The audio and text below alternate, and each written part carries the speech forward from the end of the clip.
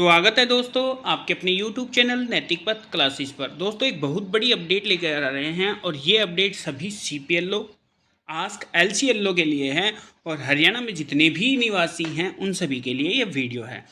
हरियाणा सरकार ने PP सत्यापित करने के नए मानदंड लागू किए। क्या मानदंड लागू किए हैं पूरी डिटेल में चर्चा करेंगे और सभी LCLO और CPLO को इसकी ट्रेनिंग दी जा चुकी है। तो आइए पूरी डिटेल में इन्फॉर्मेशन जानते हैं कि आखिर इन्फॉर्मेशन क्या है।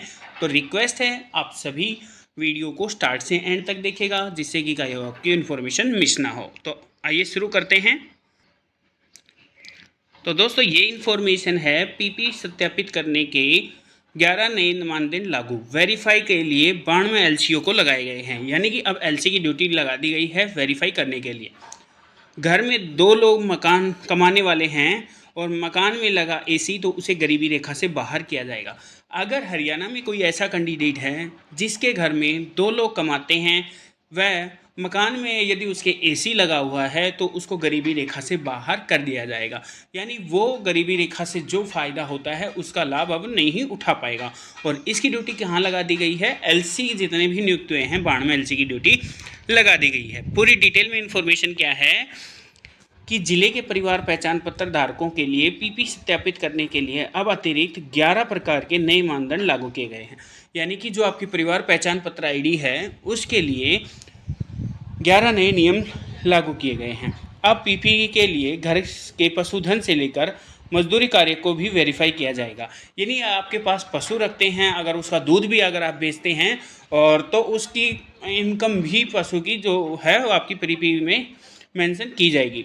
धारकों को किसी भी त्रुटि के लिए मुख्यालय की ओर न भागना पड़े, इसके लिए प्रशासन द्वारा 92 LCLO और 133 LCO नियुक्त किए गए हैं। 92 CPLO नियुक्त किए गए हैं और 133 LC नियुक्त किए गए हैं, यानी कि लोकल कमेटी ऑपरेटर और क्रीड पंचायत लोकल ऑपरेटर ये नियुक्त किए गए हैं PPV वेरिफिकेशन के लिए।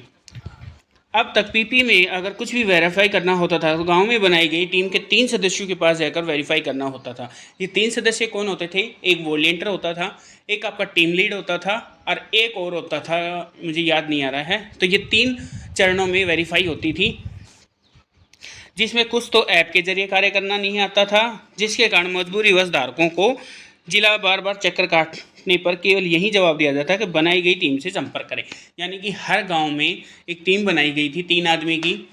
हाँ, कौन कौन से थे 3 आदमी? एक ऑपरेटर था, एक LC था लोकल कमेटी का जो था वो, एक टीचर था, एक वॉलंटियर। 3 थे, वॉलंटियर, टीम लीड और ऑपरेटर, ये 3 थे। इनको क्या होता था कि एप्लीकेशन नहीं चलानी आती थी, वैसे इनके पास काम भी होते थे। BLO भी इसमें नियुक्त किया जाता था स्कूल का, तो ये होते थे।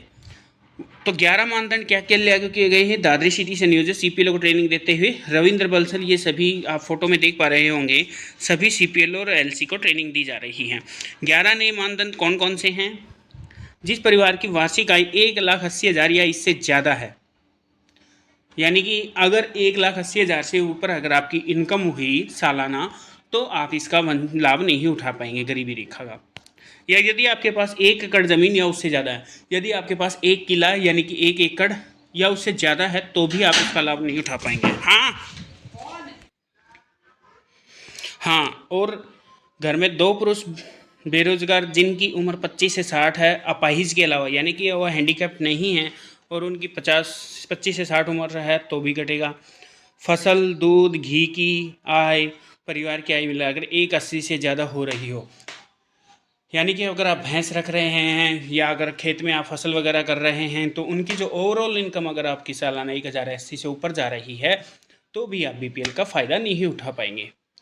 परिवार के पास 4 पहिया वाहन कोई भी हो, परिवार के सदस्य के नाम होना जरूरी नहीं है, यानी कि अगर आपके पास 4 पहिया का वाहन है तो भी आप इस सुविधा का लाभ नहीं उठा पाएंगे। घर में AC लगा हो या घर रसोई में टाइल लगी हो, लेंटर की छत या नया घर बना हो तो भी आप इसके लिए अब एलिजिबल नहीं हो पाएंगे। क्या शर्त लगा दी है? AC नहीं होना चाहिए। अगर रसोई में आपका टाइल लगी है तो टाइल नहीं होनी चाहिए। लेंटर की छत है या नया घर बना है तो आप BPL के लिए काबिल नहीं हैं।